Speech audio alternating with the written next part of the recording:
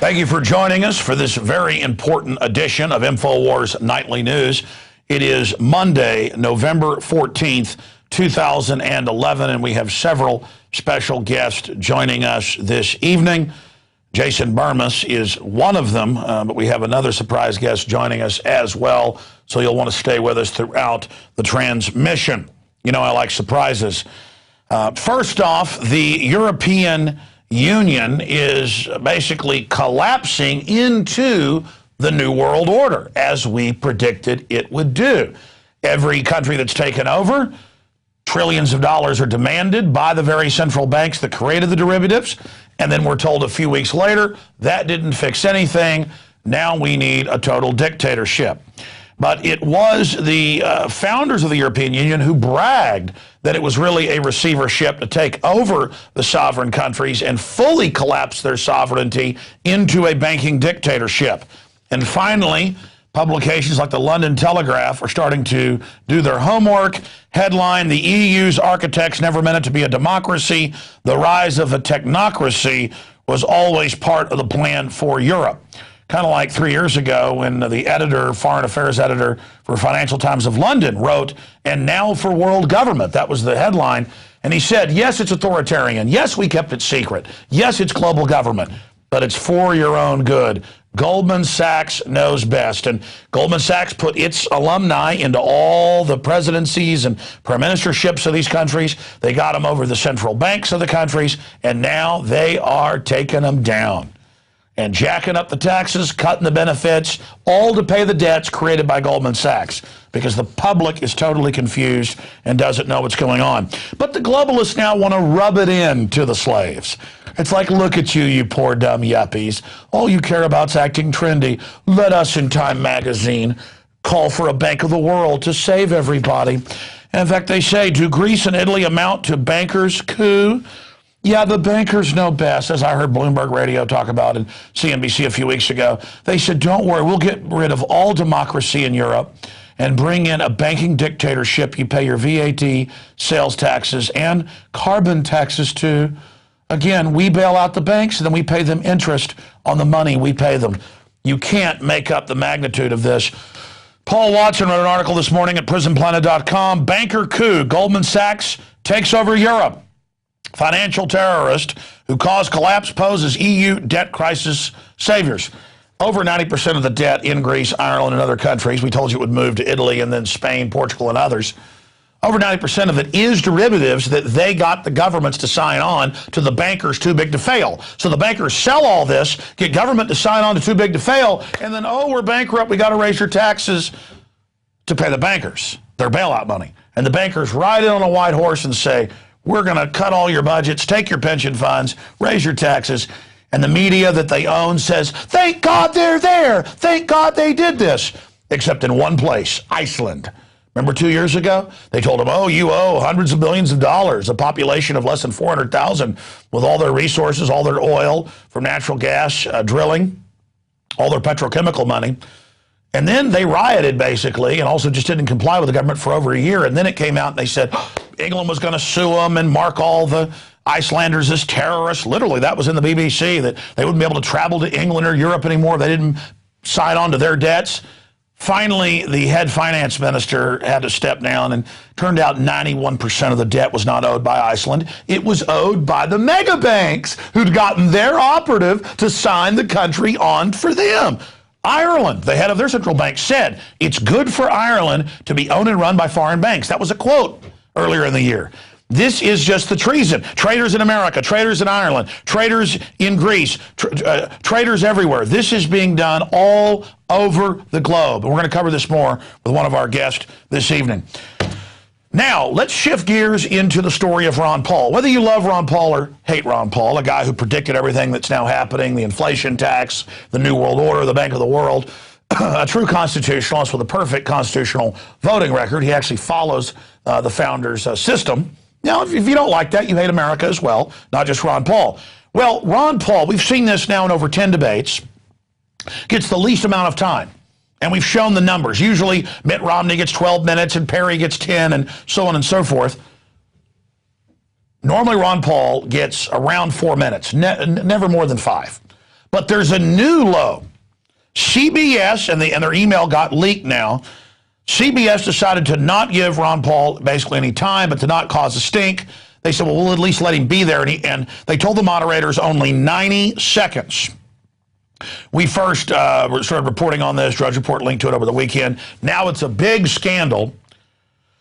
And it turns out Michelle Bachmann, also there was an email out to suppress her and only give her a couple minutes. So they're very scared of Congressman Ron Paul. But we've got some new breaking news here for you. And this was dug out by one of our listeners that sent us tips. Rob Dew, one of our researchers and the director of the news, he spent a lot of the time today researching this and did indeed confirm that the YouTube video that we have of CBS News shot off the television and the screenshots we've got are indeed the same poll. And we've seen this over and over again. Ron Paul will get first, second, or third place, and they'll just remove him wherever he placed and then never mention him and then give whoever was below him his slot. Well, he won the CBS News poll, as he's won most polls. And it was geolocated. You can only vote once.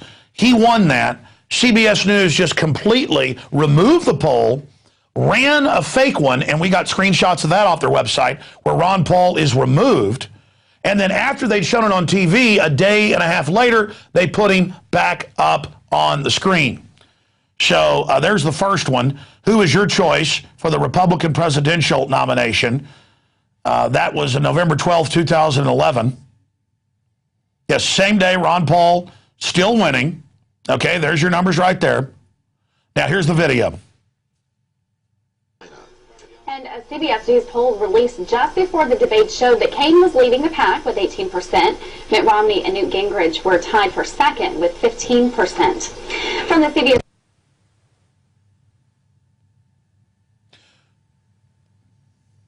And a CBS News poll released just before the debate showed that Kaine was leading the pack with 18%. Mitt Romney and Newt Gingrich were tied for second with 15%. From the CBS... By the way, I see this over and over and over again. In fact, go back to that first graphic. She's going off the same poll. That's the poll they're announcing. They have it posted. They simply skip Ron Paul and just go on to the next person. And then we have it from later in the day. They just simply make up whatever numbers they want and then never even mention Ron Paul. And we've probably written 20 or 30 articles or more on this where they're caught doing this everywhere. Jon Stewart famously cut together all the pieces showing them just ignore Ron Paul when he got second place. Remember that? In the Iowa straw poll. They would mention first, third, fourth, fifth, sixth. They'd mention people with 1% of the vote, but not Ron Paul. Not Ron Paul. When he wins straw polls, they won't mention him. Now let's show a day after this happened, then they bring the old poll back up and post it and change the title, but it's the same poll, same page. So there you have it. And they do this over and over and over and over again. In fact, we ought to do a piece tomorrow night, Rob, news director here, where we go back and we can't show, all the dozens of examples, but show 5 or 6 where they've cheated him in polls or where he was number 1 and they don't even mention him, or number 2, they don't mention him, number 3, they don't mention him. And now he gets 89 seconds. The memo said 90, but he got 89 seconds. Just incredible. In fact, here's a quote from the memo from CBS News. Ron Paul silenced by CBS. And then it goes over the quote.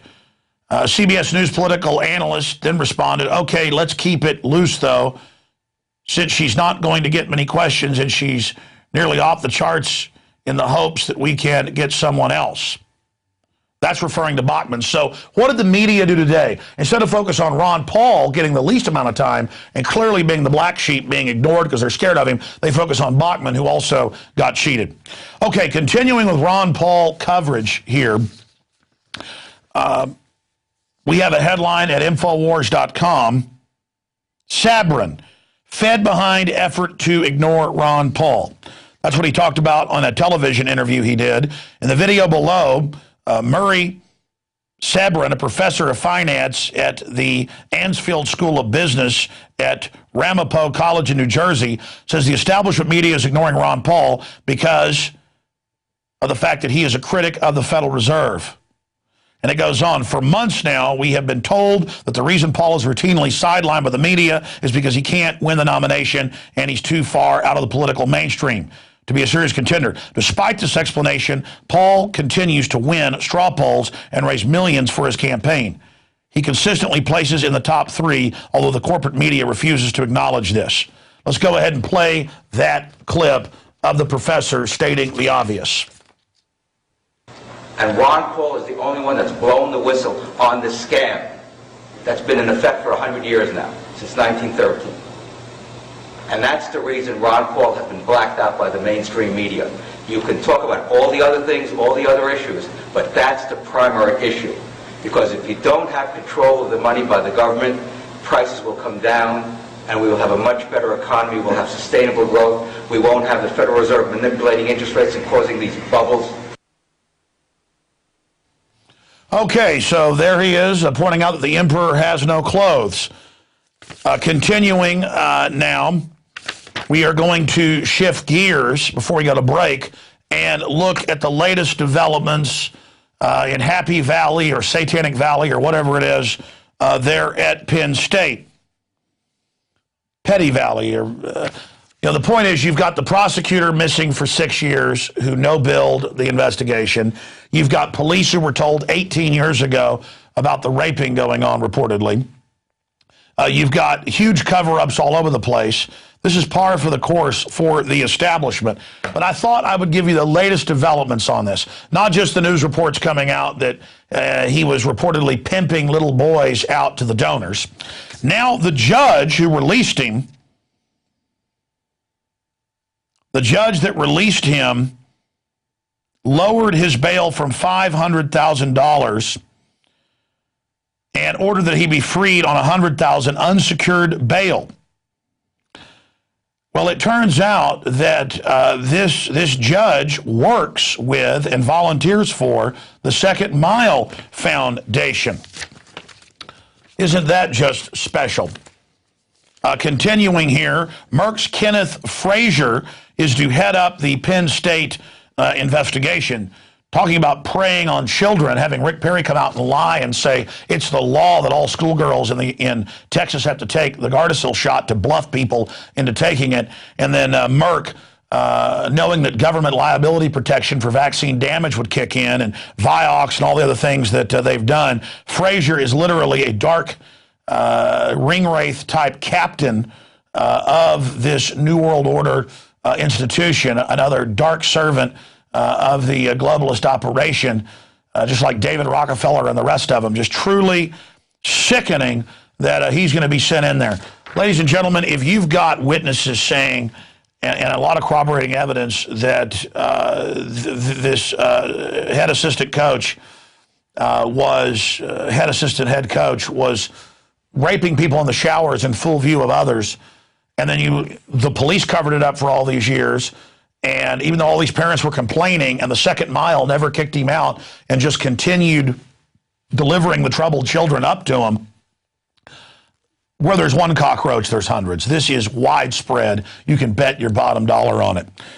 Continuing, the head of charity founded by Sandusky has resigned. They're now removing the names of all the famous people like Jack Ham, Franco Harris, Dr. Bryce Jordan, Arnold Palmer, Mark Wahlberg. And again, it's not saying any of these people are involved in this type of activity. These are well-meaning people. Most of them they're trying to help. But the point is that this is just a nightmare situation we've got going on with this. They're now removing their names from it. And then, of course, do we have a graphic of his book? When I saw this on the Drudge Report last week, I almost thought it was a joke, but sure enough, it's confirmed. His title was Touched, the Jerry Sandusky story, and they're still selling it in the school to this day. And, of course, we have a graphic, too, of our team, Board of Directors, Honorary Board of the Second Mile Foundation. Truly, truly heart-rending. One other note here before we go to break and come back with our first guest. We have a big investigative report right now up at InfoWars.com and PrisonPlanet.com that is, we'll just hold right there until we get the thing up. Yeah, we're going to this now.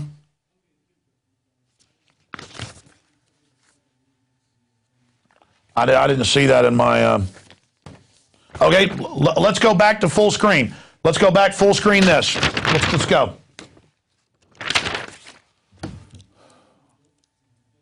Okay. And finally, as we try to break open this nest of child-abusing roaches, we have the report that Sandusky's home, now that he's out on bail, thanks to his good friend, the judge releasing him, is backed up to the playground at an elementary school. Spiders like to build their webs near little bugs, little flies they like to eat. These little flies happen to be our children. We have a clip on that. When he was charged with 40 counts of sexually abusing children, Jerry Sandusky was released on $100,000 bail. One condition, the former Penn State defensive coordinator was told not to go near children. But take a look where his house is located. This is the playground for Lamont Elementary School. Right over here is Jerry Sandusky's house, and from his back porch, he has a clear view of it.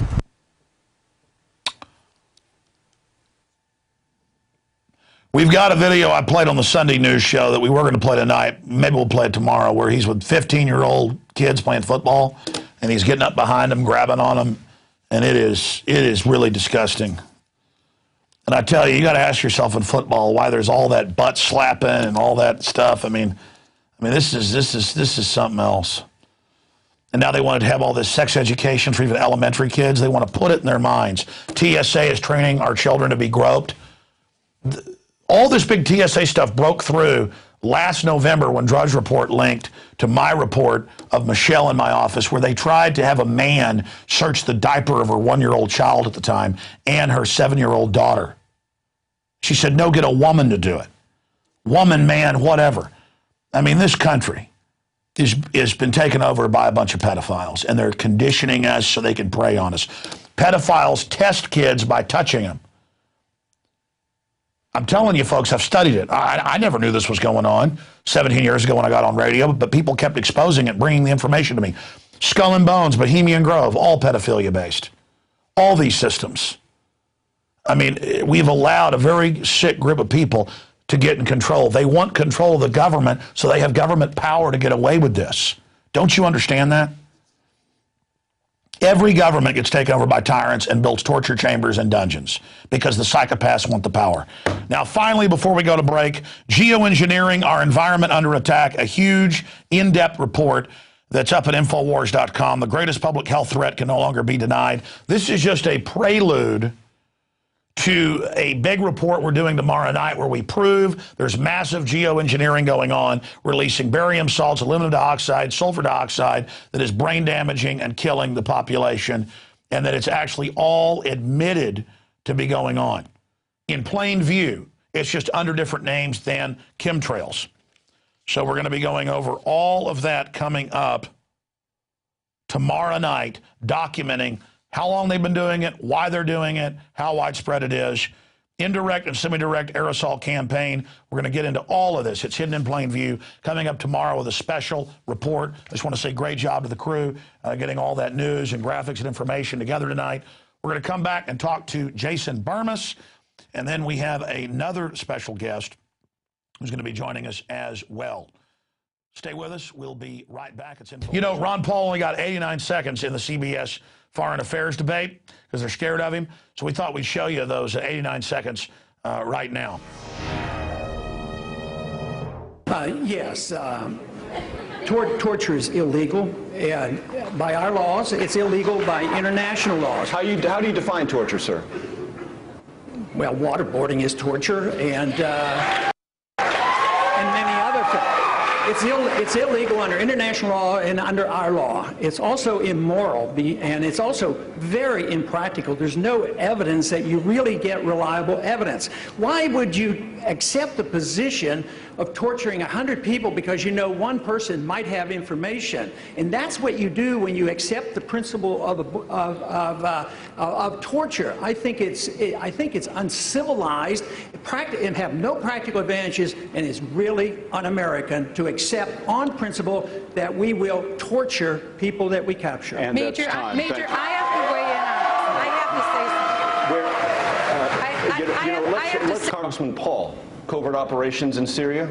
A green light for you? I think it would be a mistake. I think the Syrians ought to deal with their country. I think But what about the 3,500 dead? Well, there's been a lot of people killed throughout the world in the last century. You know, the Soviets and the Chinese killed hundreds of millions, but we didn't feel compelled morally to try to stop it. No, it's a tragedy. And it would be nice if they would accept different views. But for us to get in the middle of that and prop up the different dictatorships, this is why we get into this trouble. It's overthrowing dictatorships that we have supported that causes so much of this problem. So to get further involved, you want to have self-determination. We don't need to lose any more troops. You get in there with covert operations, then you have troops involved. Thank you, Congressman. And it's very costly. Thank you, not Congressman. a good idea. Governor Romney. Congressman Paul, 1 minute to you, sir. I think that this is a mess. It's a mess because we have a bad foreign policy.